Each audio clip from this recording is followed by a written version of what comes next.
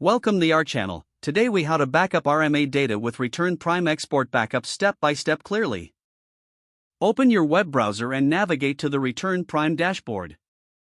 Log in to your account with your credentials. Once you are logged in, locate the RMA section on the main menu. Click on the RMA tab to access the Return Merchandise Authorization features. In the RMA section, find the option labeled Export Backups.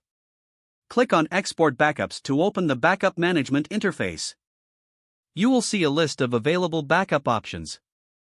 Select the specific RMA data you want to backup from the list.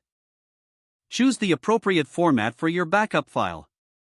If prompted, adjust any settings to customize your backup. Once you have made your selections, locate the Export button.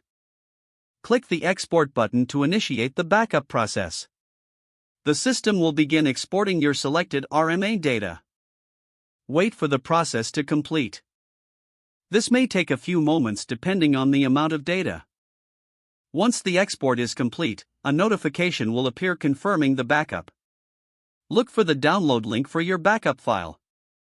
Click the download link to save the backup file to your device.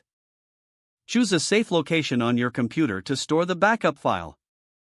After downloading, verify that the backup file is complete and accessible.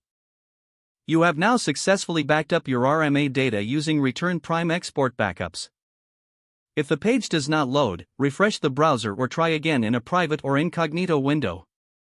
Make sure you are using the correct email address, then retype it carefully to avoid small typos.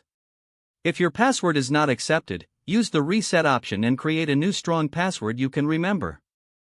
Check your spam folder for verification or security emails, then complete any requested confirmation steps.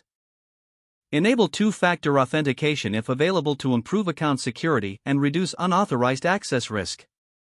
After signing in, review your profile details so your contact information and settings are accurate and current. If you see an error message, note it down and try again after restarting your device and internet connection.